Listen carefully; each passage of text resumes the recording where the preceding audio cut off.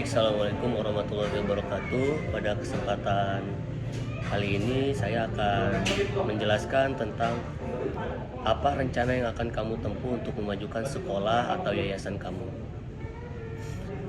Sebelumnya mungkin saya akan menjelaskan tentang latar belakang masalah pendidikan di Indonesia ini. Di pendidikan di Indonesia ini menghadapi berbagai tantangan seperti kurangnya fasilitas, akses yang terbatas, dan level mutu yang tidak merata. Jadi yang kita ketahui bersama di Indonesia ini masih kurangnya gitu.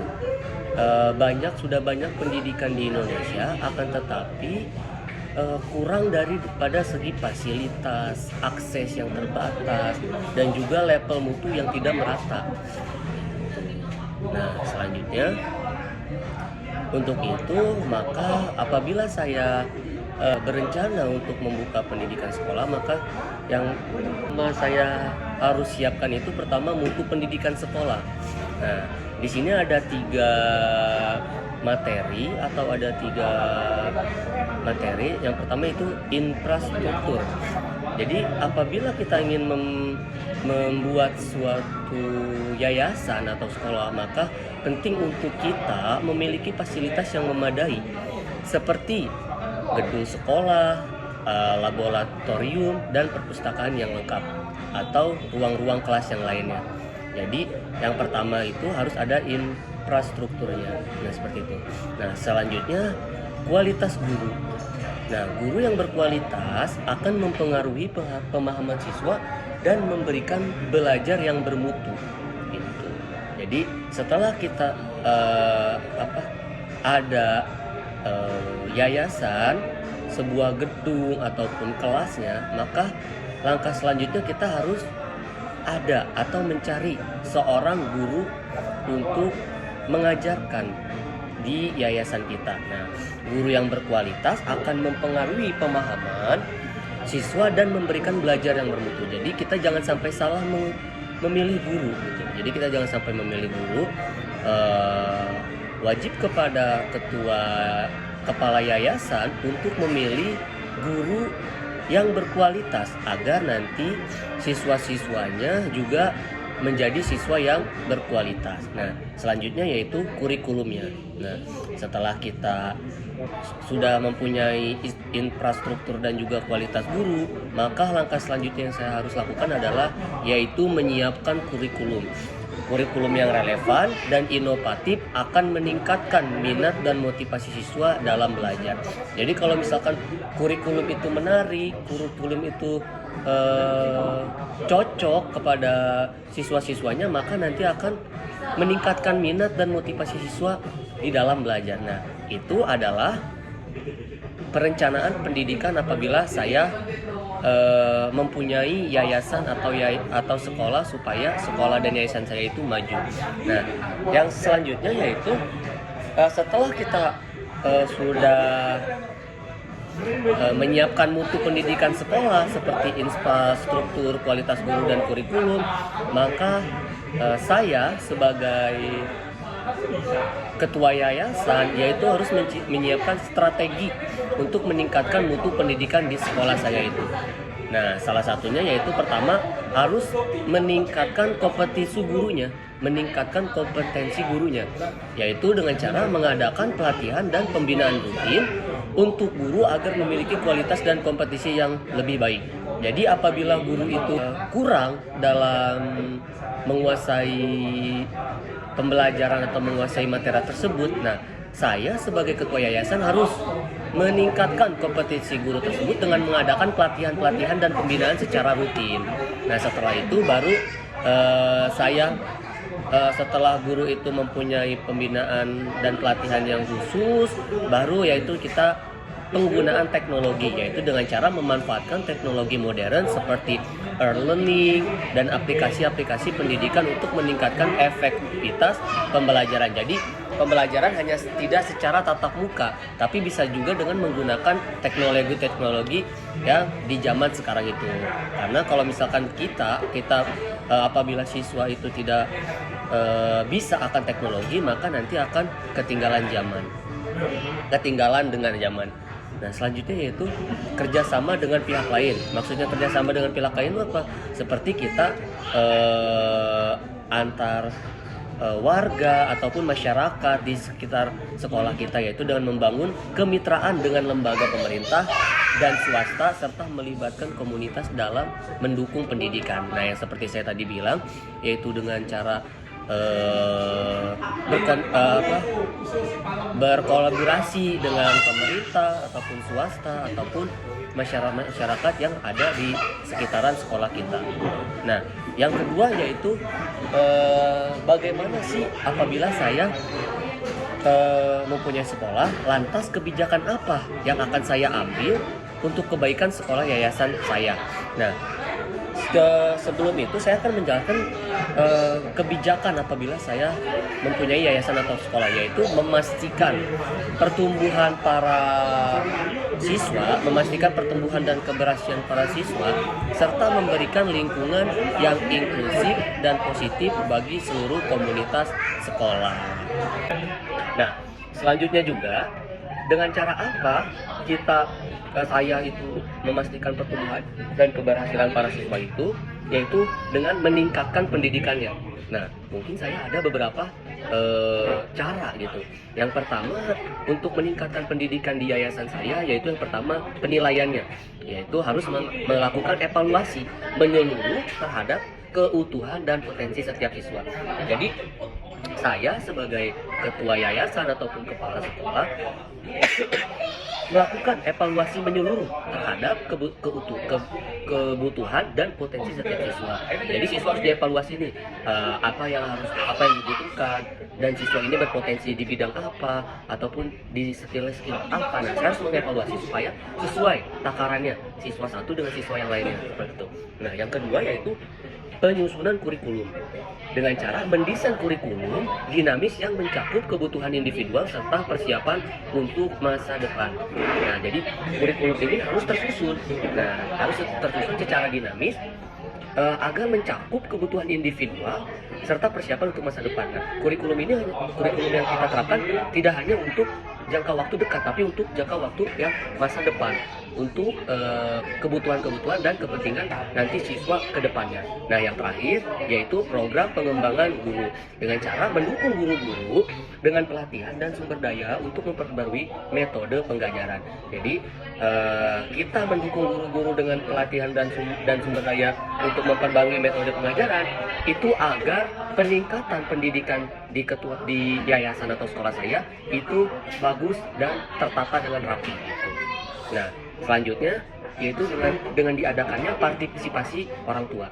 Nah, kebijakan yang saya ambil langkah selanjutnya yaitu dengan berpartisipasi dengan orang tua siswa tersebut. Nah, yang pertama yaitu dengan cara kemitraan, yaitu memperkuat kemitraan antar sekolah, orang tua, dan siswa untuk mendukung pengalaman belajar yang holistik gitu. Jadi supaya pembelajaran itu nyaman, tentram, maka kita harus orang tua dan siswa itu harus, orang tua, siswa dan sekolah itu harus berpartisipasi atau saling memperkuatkan gitu. Nah, yang selanjutnya itu workshop dan seminar, menyelenggarakan workshop dan seminar yang melibatkan orang tua dalam pemahaman pembelajaran anak. Jadi entah itu sebulan sekali ataupun 2 bulan sekali atau triwulan, kami yayasan akan mengadakan workshop dan seminar antara siswa dan guru, antara guru dan orang tua, agar kita tidak ada miskom gitu, dan juga agar orang tua paham bagaimana pembelajaran anak dan guru juga paham bagaimana yang orang tua mau, seperti itu. Nah, yang terakhir konseling pendidikan.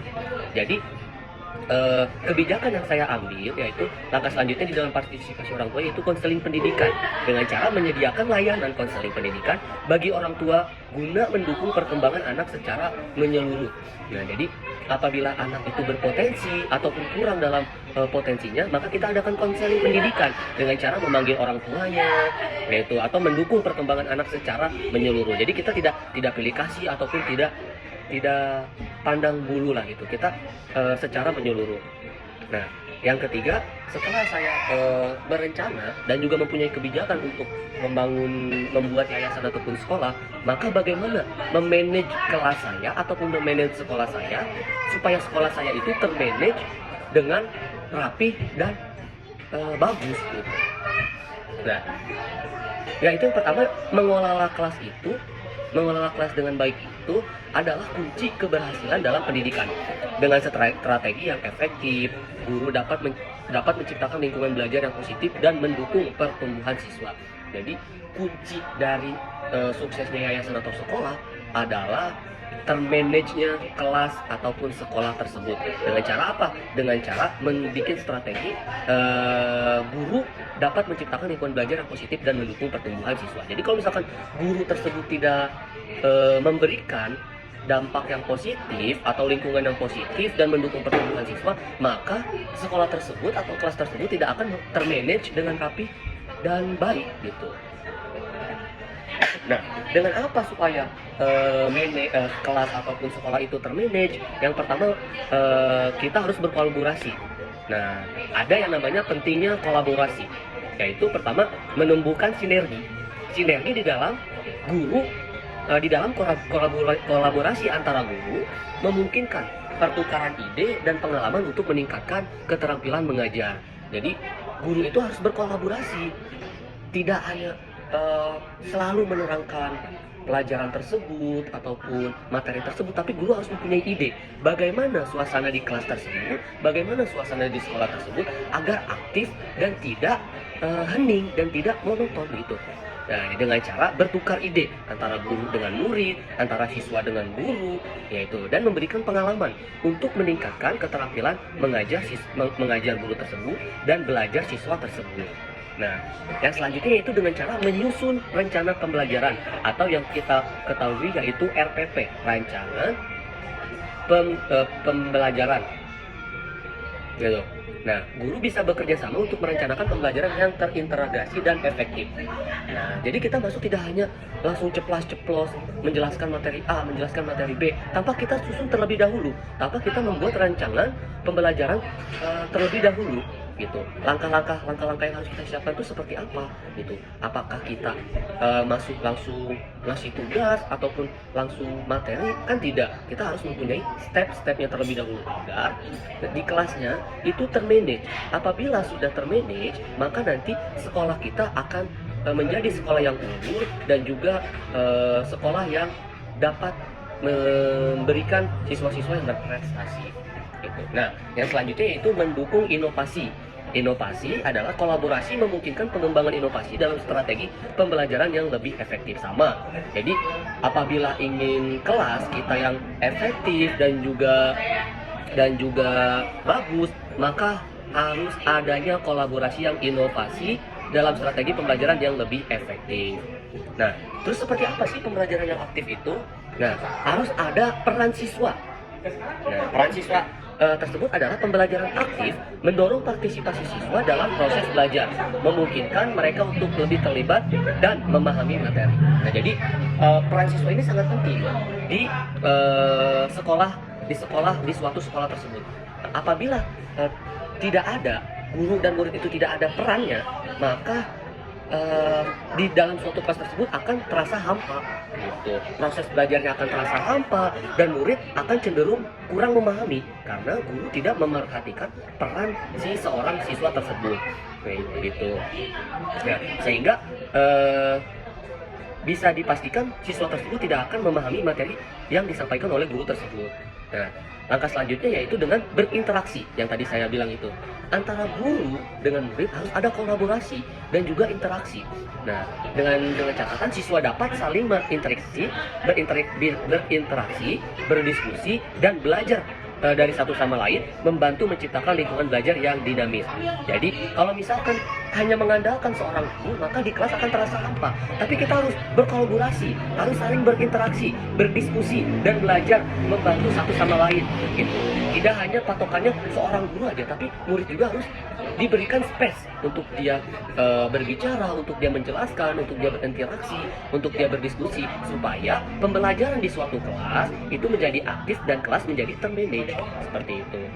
Nah, itu jadi kesimpulannya adalah apabila saya mempunyai yayasan, maka saya harus benar-benar memperhatikan step-step dalam membuat yayasan atau sekolah tersebut.